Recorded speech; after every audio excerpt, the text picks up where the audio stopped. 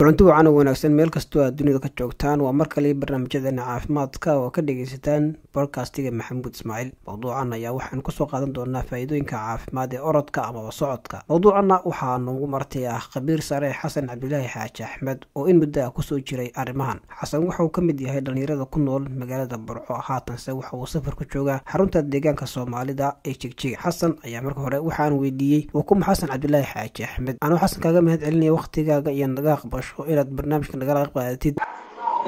waa mahadsantahay Maxamuud Xeef, waan dhawahay saaxiib. barnaamijka galabta ee faa'iidooyinka caafimaad ee socodka waad ku mahadsantahay inaad u marti qaado. waan dhawahay waxaan soo dhaweynayaa Xasan Cabdulaahi Xaaji Axmed Qulumbe. waa mid ka mid ah muwaadiniinta reer Somaliland ku nool magaalada Burco. wuxuu ku dhashay magaalada Hargeysa, wuxuu ku barbaaray wax ku bartay ilaa dugsigii sare wax ku bartay magaalada Burco. jaamacadiisina wuxuu ka soo dhigtay magaalada Boorama ee jaamacadda Camuud. waa ganacsaday ku nool magaalada Burco, soo dejiye qalabka sportska iyo kabaha orodka. Xasan waa ka walaal. Xasan oo aad iyo aad mahadsan tahay. dabcan si wacan ayaan hadda filayaa inay soo barateen adiga iyo dhageystayaasha podcast-iga. Xasan oo goormay kugu dhalatay? waa maxay ujeedka ka dambeeya mashruucan jimicsiga fudud ee orodka ah? ma jirtaa cid si gaar ah kugu dhiirigelisay oo xusi karto fikradda ah inaad orado, mise waa hal abuur adiga kugu kooban oo markaa adiga ka yimi? Maxamuudow, waa mahadsan tahay. barnaamijkan orodka waxaa kaliya kumaan ordin. runtii magaalooyin badan oo Sheekh ka mid tahay, Berberi ka mid tahay, Burco ka mid tahay, Hargeysa ka mid tahay, Kawadheer ka mid tahay ayaan ku orday. meelo badan oo kala duwan Jigjigan maanta ku joogo lafteeda oo ku orday. barnaamijkan orodka markaa waxaan bilaabay maalin Jimcaha 31 bishii December 2023. maalinta orodka sababtan bilaabay waxay ahayd ama qofka igu dhiirigeliyay wuxuu ahaa Cabdiqani Xasan oo jaamac Dr. Cabdiqani Xasan oo jaamac. maalinta wuxuu igu yiri sikadiisaan u kulannay. markaa wuxuu yiri qof ila ordaan doonayaa 6 kilomitir ilaa 6 kilomitir aan orodno. marka waxay la taagnaan Maxamed Cusmaan Nuur leeraa, aniga iyo Maxamed Cusmaan baa taagnayn. markaana ku yiri anaa diyaara dharkaan soo qaato. wuxuu yiri waa ilaa 10 mar kaan dhaqanaanaya inuu soo diyaar garoobaya kana inoo marka waan soo diyaar garoobay, dharkayga soo qaatay. waxaan markaa jidka markaa si soconi ku dhufanay asagana Dr. Cabdisalaam Axmed Rooble oo isaguna na raacay. waxaan tagnay beer Kawadheer ku taalo, beerta Xaaji Axmed Qulumbe leeraa. beertaas wada yar oo ka dambaysa oo tagta magaalada Xaqiimadaas. wadadaas oo ah wada lafa oo diriya ayaan ku orodnay. ninka ka dambeeyay orodkan iyo inaan ordo iguna dhiirigeliyay Dr. Cabdiqani Xasan oo jaamac. halka maga salaamaya waana mahadsanyahay. waan gartay Xasan, waxaan u fahmay inay ahayd dhacdo markaa aanad filaynin, balse ki diyaar garowgeeda aad marka horeba dareen ka qabtay. waa hagaag. su-aasha xigta haddii aynu gudubno, magaalada Burco ee xarunta gobolka Togdheer juqraafi ahaan dhulkeedu waa mid siman sida magaceeda laga akhrisan karo. Xasan, ma meelo gaar ah aad ku orodaan ayaa jira sida garoomada mise banaanka magaalada meelo ku habboon orodka oo hore u qiimaysan baa jira si aad orodkiina u sii wadataan? Maxamuud, waa mahadsan tahay. waa su'aal aad u qiimo badan. waana rajeynayaa inay dhegeysan doonaan maamulka gobolka Togdheer. Burco ma laha meelo lagu ordo. waxaan ku orodnaa meelaha qaar magaalooyinkan ka baxnaa. magaalo yar oo tuulaa baan tagnaa ku orodnaa, sida matalan oo kale Qoyto oo kale, Crasherka oo kale, Kawadheer oo kale, beertaan ku sheegayay Xaaji Axmed Qulumbe oo kale, beer kale oo dambe ku taalo oo iyada laftirkeeda gudaheedaan ku orodnay baa jirta oo beerta Ismaaciil Xariir leeraa ama beerta Tayo. waan gartay. runtii Burco ma laha meel environment lagu ordi karo oo ku wanaagsan orodka iyo socodka. deegaan ku habboon. wasaaradana ciyaarahan waxaan u sheegaynaa in dadka loo furo. weliba talooyinkaasina waxaa ka mid ahaa garoonka kubadda cagta in la furo. Maxamed Muraad baa joogay oo aan u sheegnay. runtiina uuna siiyey dhowr habeen oo rubaantii aan ku orodnay aniga iyo asxaabtaydu. oo garoonka Alamsi ragii gula orday waxaa ka mid ahaa Xasan Dalmar oo kale iyo Cabdiqani Xasan oo kale. garoonka waa lagu ordi karaa haddii loo sameeyo meel marmar Soomaaligan oo kale la dhigo ama wax yar raacto aan waxba yeelin dadkoo meelo marathon center ah waa loo sameyn karaa. garoonka lagu wareejin karaa meelo lagu ordo. faa'iidada iyo muhiimadda ay dadku leedahayna way nala fahansan yihiin baa filaya.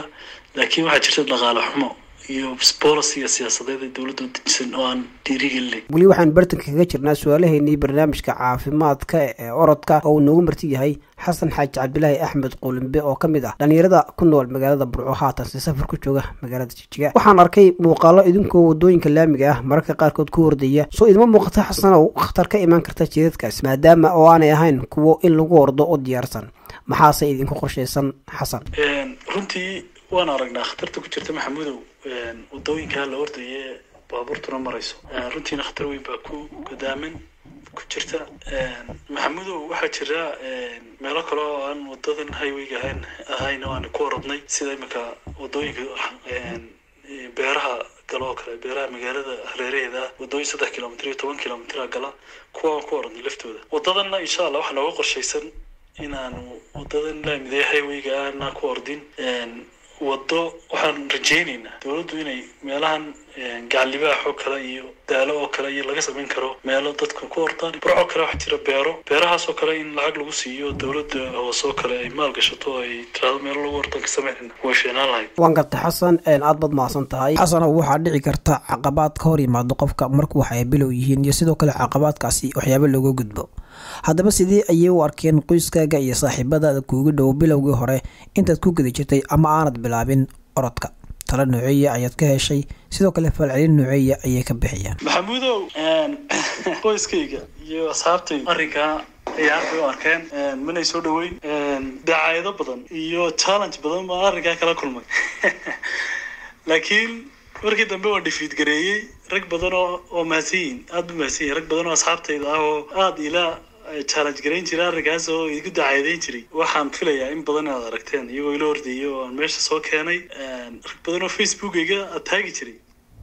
finally markii dambe iyagoo barbar ordayo caafimaadkii iyo faa'iidada orodka iyo socodka ku jiray ogaaday ayaa aragteen ma filaya. xasanow su'aasha hore mid aan ka fogeyn si ay u fahmaan dhageystayaasha barnaamijkani maxaa caqabadaha aad oran kartaa 1 iyo 2 ee ka hor yimi bilowgii horeba intaad ku guda jirtay barnaamijkan orodka ah? maxamudow caqabadaha naga hor yimi waxaa ka mid ahaa saaxiib ugu weynaa waxyaabaha la yidhaahdo environmentkii lagu ordayay ma laha burco sida la socotid ma Hargeysa ama gobolada waddanka oo dhan isku dar meel board leh meel wada ah meel qodxa leh muddo yar oo fiican aad ku ordaytaa meel miis marka caqabadaha naga hor yimi waxa kamid ahaa meel aan ku orodnaa weynay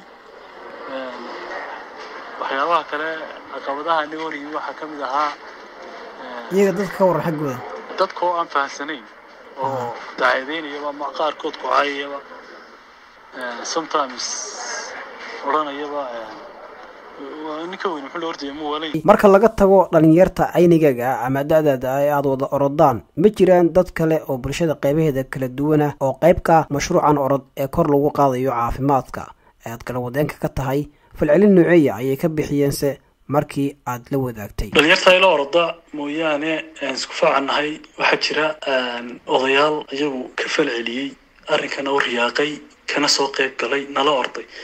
haddii aan tusaalahaan ka soo qaato maxamed ayax ninka la yidhaahdo maxamed ayax waxa weeyaan 60 jir ku dhow yahay waxa weeyaan nin weyn oo sportskii hore gobolka ahaan jiray arrinkaa uu ka falceliyay uuna comment buu ka bixiyay aan aragtay mooye wuxuu sheegay orodkan inaan ciyaar ahayn caafimaadka uu fiican yahay waliba sportska ka ugu wanaagsan uu yahay orodku.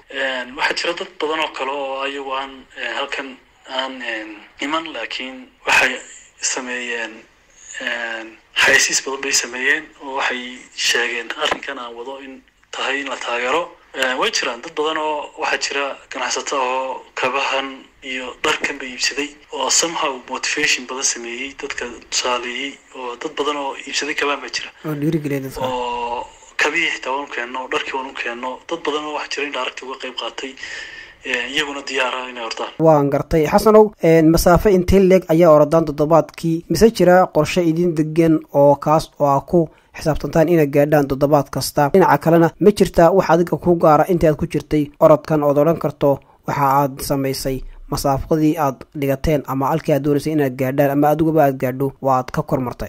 xasan maxamudow walaal waxaan orodnaa masaafo wiigii adigu 6 kilometer 6 kilometer maalinta jimcaha iyo maalinta isniinta 12 kilometer way geynaa orodnaa noo qorshaysnaayo schedule-kaygu ah 12 kilometer laakiin waxaa jirta maalmaha qaar wiigag waxaa jiray aan wiig oo dhan orodnay 2 wiig baa jiray intaan xasuusto aan orday 14 cisho consecutive oo xiriir mid walba 6 kilometer aan orday somehow marna waan yareynaa marna waan badinaa orodka laakiin jadwalkaygu waxa weeyaan maalinta jimcaha inay joogto noqoto 6 kilometer xasan haddii aan halkaa kaa dhex galo cimilada oo kulul darteed xilliyadii dambena aad moodaysay in heerkulka uu sii kululaanayo marba mar ka dambeysa siday idinku suurto gashay inaad masaafo intaa leeg orodaan maadaama aad joogto magaalada Burco oo dhulkeedu yahay mid siman marka loo eego jooga badda taas oo ka dhigan in meelba meesha ay ka hooseyso ay ka kulushahay sometimes waxaan orodnaa door time xilliyada kulul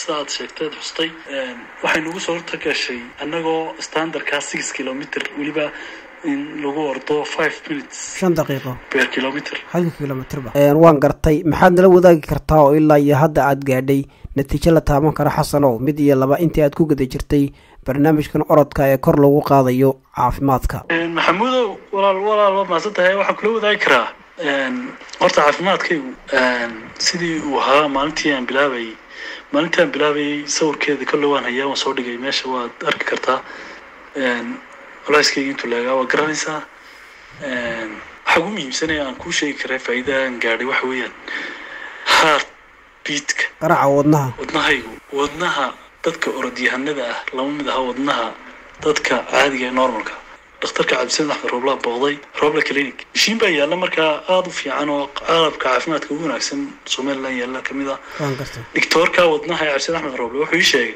wadnahaygu inuu yahay kii atletka waayo wuxuu eegay cabirkan uu garaacayo ayuu eegay markaa deniyow anuu dhakhtar caafimaad mihi laakiin isaga inoo sharxi doona waa hagaag xasan dadka jecel inay kusoo biiraan ama ay qayb ka noqdaan mashruucan orodka ama socodka dheer ee aad wado maxaa shuruudaha ee si gaara looga baahan yahay inay buuxiyaan dadkaasi haddii ay noqon lahayd da-da caafimaadka iyo waxyaabaha kale ee markaa la halmaala maxamuudow waa si wanaagsan walaal waxa weeyaan dadkan jecel inay ordaan ama socdaan horta runtii socodku faa'iidooyinka caafimaad uu leeyahay waanu garanaynaa kuwa uu leeyahay aragga kuwa uu leeyahay wadnaha kuwa uu leeyahay habdhiska dheefshiidka kuwa uu leeyahay muruqyada lafaha qaabka xitaa dadku fakerayo maskaxda garanaysa marka dadka doonaya inay ordaan waxa weeye shuruuduhu wax kala maaha qofka inuu tago dhakhtarka roobla clinic wadnahiisa soo baadho caafimaadkiisa soo hubsado horta qalabkii uu ku ordi lahaana soo qaato commitmentna uu leeyahay deetana ka goonaasho marka